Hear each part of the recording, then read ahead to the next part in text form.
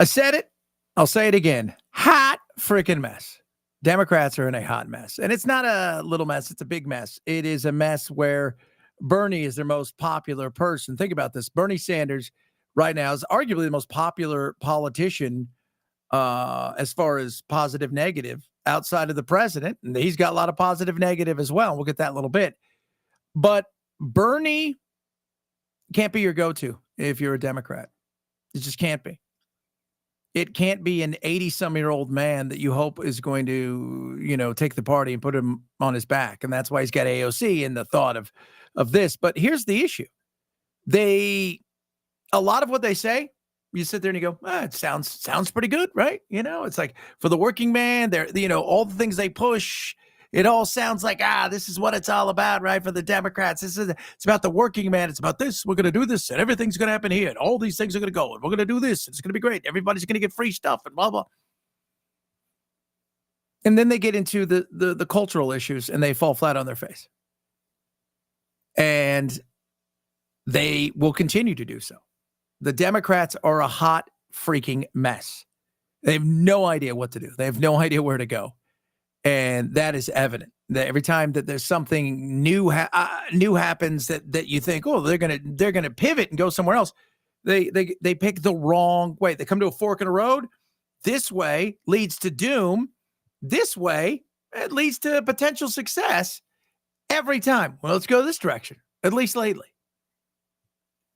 And I'd love to see 3 good parties in this country. But the reality is 2 is what we got, and each one of them should be able to check each other to a certain extent. And I look at this as a person whose common sense said that the reason they lose and aren't popular is they just have no common sense. There's zero common sense when it comes to the way the Democrats act. There's zero common sense in the way that they've pushed things forward, that they die on a hill that is for, the transgender movement, then less than 1% of the population. This is the hill you guys want to die on? That it's okay for boys and men to play women's sport? That's the hill you guys want to die on? That's the one you pick? Or that people that are here illegally in the tens of millions that have come across, of which even if 0.5% is not good, based on what has come across in the last 4 years, that's a massive amount of people. You do realize that. We're not talking about a small group of people. The hill you want to die on is that one. That's the one you want to continue to get behind. You pick the wrong thing over and over again, and they're looking for a way. And I've said for the last several months, if you ask me who the leader is when it comes to the Democratic Party, whether he likes it or not, it's Stephen A. Smith. It is. There's no doubt about that. Stephen A. Smith is the one that if he ran today to run the Democratic Party, he'd win because it's common sense. And common sense is not that common. These people play to the dumbest, smallest, loudest group of people that think that their agenda matters when you've got to think about what's the person not only in Berkeley, but what's the person in Boise who may be a Democrat or an independent think? What's the person in Cedar Rapids? What's the person in Bozeman? What's the person in, we can go on and on. Swing and a miss, swing and a miss, swing and a miss. Over and over again. And so they're grasping. And a lot of people are like, where is their Joe Rogan? Where is their whoever? They don't have one because part of the problem is they don't like to have fun anymore, it seems to be. And the other problem is they live in a world of feelings. So it's hard to, when your entire world where you give a voice to people is just based, strictly in feelings, it's not going to win you anything. But they need a roadmap. And many people think the roadmap is been written now by 2 guys, Ezra Klein and Derek Thompson. And it's called Abundance. And they're going around everywhere working to get him on the radio show and hopefully have an opportunity to grab him on the podcast. But they've been everywhere with this book lately. And this book essentially talks about the insanity of the blue cities and the blue states. How they themselves have destroyed much of what it means to be liberal. How they themselves have destroyed much of what it means to be this, this bastion of liberalism that America was back in the day. And the liberals themselves, the progressive, came in and ruined everything. And ruined everything to the point that Ezra was on with Bill Murray the other night, and he said, look, at the rate that things are going, with the erosion of population in California and New York, that you're going to look up and find out that even with the blue wall in the coming years, it won't matter. Democrats will have a tough time winning any election. And why is that? Well, they've taxed themselves out of having people be able to afford to live in certain places. They have turned places like California, a place I was born and raised, by the way, place that my entire family lives outside of me, is a hot mess. That it is a disaster. It is overregulated, it is overtaxed, and it is underperforming in every metric. If you're wealthy and stupid wealthy, you don't feel it. But the average person, and that's who you need, they feel it. I do think that one thing that we're saying over and over again in this book is that in places where liberals have an enormous amount of power, where their power is unmolested by Republican influence, they cannot blame Elon, they cannot blame Trump, they cannot blame the Republicans in the Senate. They have the power. They're not delivering. They're spending more per capita than any other place, but they can't actually deliver results. And I think one thing that we're seeing, to go back to a question you asked earlier, where you said, are these people delusional? Are you trying to change their minds when they leave Los Angeles and they leave San Francisco? Are you trying to grab them and shake them and say, no, absolutely not. No, you're saying right. They're leaving with good reason. Their values are right. It is the state that has failed, and we're trying to find a way to align the quality of governance with the expectations that those residents have. And, thanks to Mary Weiss, I stole that from her, and she had him on the other day. And absolutely correct. You've done this to yourself. Right, you've gone and you're charging almost 60 cents, for taxes on gas. Why? Because you stole all the money from the original gas tax. You've got unions that run everything there to the point where they can cripple anything. You have a supermajority. You have homelessness that gets billions of dollars. Yet, if the goal was to create homeless, you're doing a great job. You have failed in so many ways, and New York's done the same thing. People are fleeing these cities and these states over and over again. Why? They've done that to themselves. They've done that to themselves. This book, Abundance, is, a lot of people said this is the roadmap. It's not hard. If you're an independent or a Democrat, you've got to be pulling your hair out going, okay, wait, common sense says, enough with the baloney when it comes to the trans thing. It's not about the trans things. It's a Marxism. It's an insanity of people pushing things and ideas that shouldn't be out there, and we're not going to have it anymore. So find a different platform. This isn't going to happen here. They can't. They're too terrified to say anything. The overregulation, the overtaxing, that's one thing. We've known about that for years. But then you came to the immigration side, which was, again, stupidity. You allowed God knows how many people to wander in this country, and what did you get? You got kicked out. Why? As you should have, because you lied over and over again about what was going on in the border. And now that they're further enough away from the Biden administration, more and more of them come through and going, oh, yeah, it was a hot mess. We were fine with that. That's what we were told to do. That didn't play well. That didn't. Being out at the Tesla thing this weekend, the protest, and talking to several people, so many people want the same thing. Republicans and Democrats. Clean schools, clean air. They want the opportunity to have a chance to become a success. They want people to get their opportunities in life. They want safe places for their kids to go to school and for people to work. They want so much of the exact same damn thing. They may differ on how they want to get there, but they all want to get there, as do I. And America had it with the lies and the BS.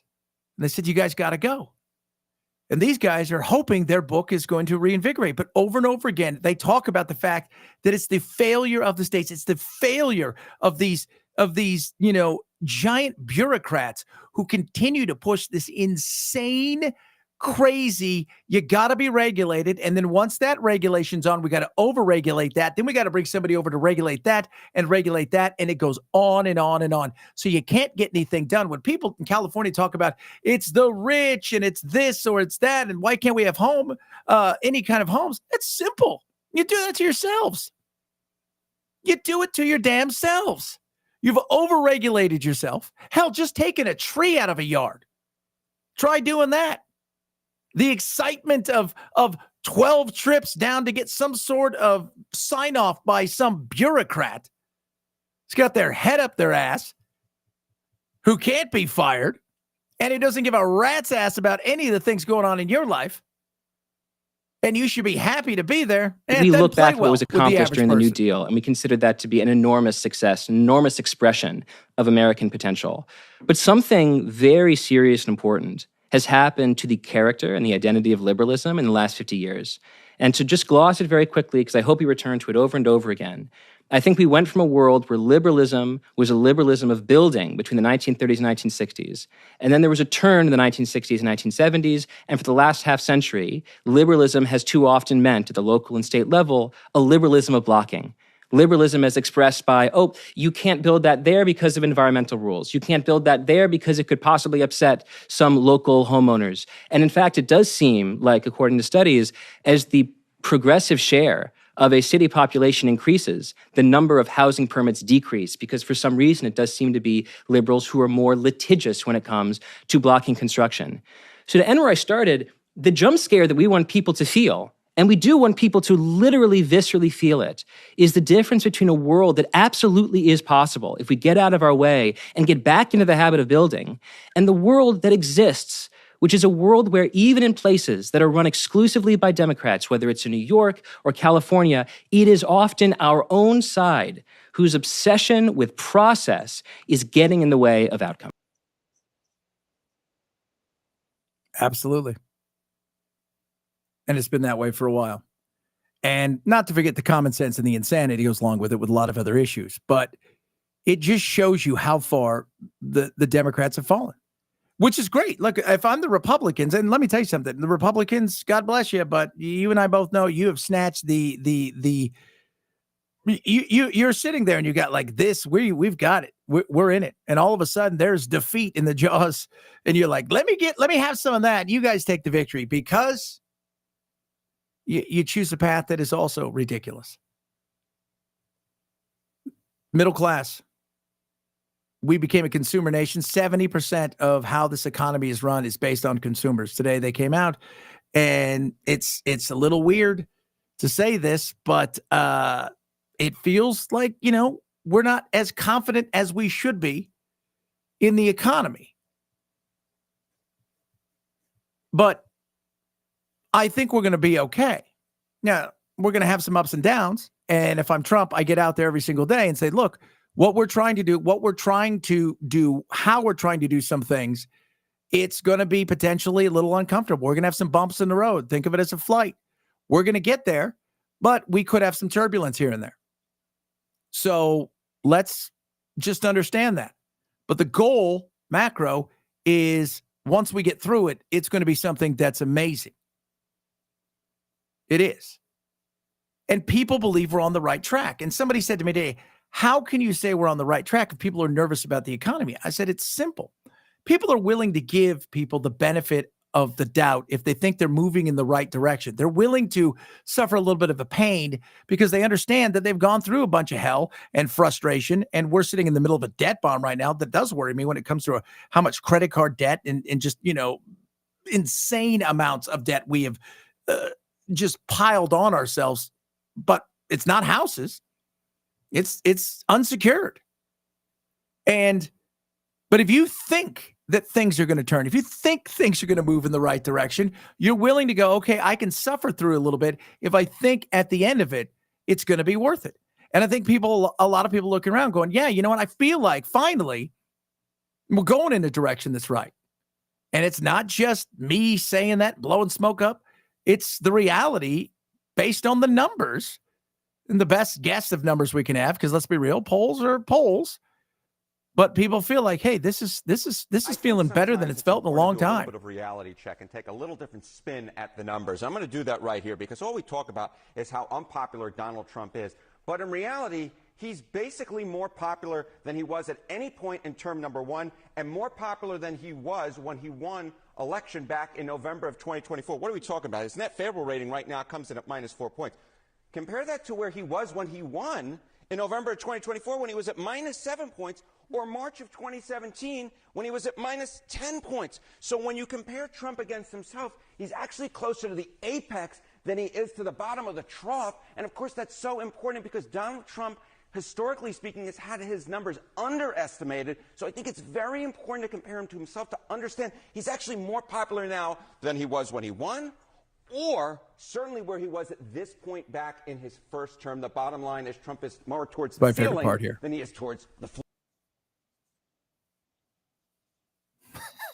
More towards the ceiling than he was towards the floor. The ceiling's up there, the floor's down here. Yeah. Because people feel like he's doing something. They feel like they're moving forward. They've gotten a situation where they feel like, okay, the border's secure. They're trying to do some other stuff. And we can have a bigger discussion about that tomorrow when it comes to immigration, which I think we should, and due process. But people are feeling like, well, he's doing something. And they're trying to do something. And they're trying to make headways. Think about this. Today, they're talking about the fact that they're making some headways in Ukraine. Israel's going to be a nightmare. Israel's a nightmare of nightmares and will continue to be so in and around that area. There's a great Dennis Miller who said, it doesn't matter where the Jews go, right? You know, like, because Obama was trying to promote throughout the Islamic world space travel. And he said, you know when they'll care about space travel? When you put the Jews on the moon. And that's the truth. That battle's going to go on for a long time. And you got to think outside the box. And that's for another time. But there's movement when it comes to Ukraine. People are looking around going, okay, tell me a little bit more. Well, obviously, 99% in some areas, 96% overall when it comes to illegal immigration and the border itself crossing. Think about that. Joe Biden lied to us and said, well, I need this and I need that and I need this and I need that. Or you needed to enforce what was in front of you and you decided not to. You made a conscious choice to allow all these people here, and people finally had enough of it. People finally had enough of it.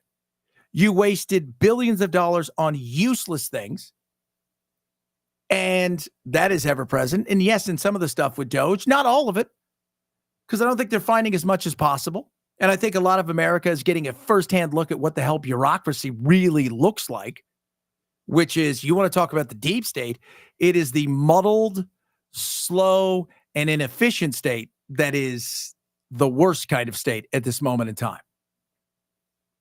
And we're finding that out. But people feel like there's some sort of movement. Something is getting done comparatively to 4 years of nothing. So tell me more, Mr. To sort of historically, what does it tell you about the percentage of folks that think the country itself, with him at the helm, is on the right track? This, I think, is rather important because, again, if the polls have historically underestimated Donald Trump, what is a metric that might get at understanding at how popular he may actually be? So let's take a look at the percentage of the country who say that we're on the right track. It's actually a very high percentage when you compare it to some historical numbers. What are we talking about? According to Maris, 45% say that we're on the right track. That's the second highest that Maris has measured since 2009. How about NBC News? 44%. That's the highest since 2004. Wow. The bottom line is the percentage of Americans who say we're on the right track is through the roof. And if you were to compare it to when presidents have historically been reelected, of course, Trump is not constitutionally eligible to run for re-election, but I think it sort of puts it in perspective. 42% of the country says the country is on the right track when the incumbent party is re-elected. And also keep in mind, back when Kamala Harris lost and the Democrats were turned out of power, only about 27 to 28% of the country said the country is on the right track. The bottom line is right now, a much higher percentage of the country says we're on the right track. Yeah. People are feeling it. Now, anything could happen. And we all both know that. You, me, and everybody else out there, you're watching this, you know that stuff could go, it could go to shit quick. But people are feeling like things are going in the right direction. And the Democrats are grasping at stuff. They're trying to figure out what the hell their place is. And they're still, in many cases, I think, campaigning. It's too late. You got to campaign for the future. What does the future look like? If you think the future is only about women's choice and the LGBTQ plus 2IA community, by the way, I've got many people in my life who are gay, and they'll tell you they're over it. And it's really one letter in that they're frustrated with, quite frankly. If you think the future is illegal immigration across the board and free stuff for everybody, you're wrong. It isn't going to work. You want to win? Go back to common sense. That's it. It's not that hard. Use common sense, but common sense isn't common. And when you play to an area and a base that is loud, when you're looking for more clicks, when you're looking for more likes and shares, when you represent a certain area inside of a state, yet you're more excited to talk to the hundreds of thousands and millions of followers who you don't represent because you are listening more to them, you're going to continue to fail. You're dying on the wrong hill. You don't care about America. It is party, personal, and people. And right now, the people, we're all forgotten. And we're pissed. And we look over and we see Trump and we say, well, you know what? He's saying he's doing stuff. He's trying to do stuff. He's pushing things out there. Will some of it work? Yeah. Will some of it fail? Absolutely. Why? Because he's a human being. Will some of it get lost in the battle of God knows how many lawsuits? Yeah, absolutely. Bureaucracy. You know, one of the things Ezra, Klein, and Derek Thompson talked about is how litigious the liberals have become. And that everything seems to be basically a fight in court. And they're more worried about process and less worried about getting stuff done. They said, and I've said this for a long time, every once in a while, got to step on some toes, and you got to break down some doors, and you got to get some stuff done. You fail fast so you can get closer to success. It's not about stomping on the Constitution, but it's about being able to say, you know what? We don't need 400,000 regulations if you're in California. That's a little bit much. We don't need these insane amount of things that we see when it comes to the bureaucracy at the state and local level. Because go around and see where everybody's moving out of these blue states and blue cities. They're moving to red places. You know, one of the things in the book that's find interesting is the fact that Texas, not really a fan of clean energy, actually puts bills out there to slow down the growth of green energy. But where's green energy growing faster than just about anywhere else? Texas. Why? Because it's cheap to build. It's easy and cheap to build. Where's it not growing?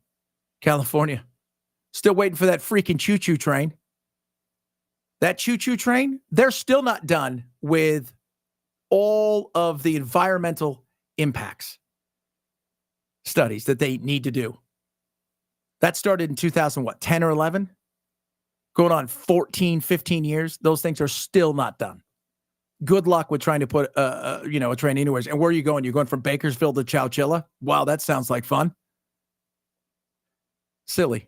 And you did it to yourself. And finally, the asshat of the day.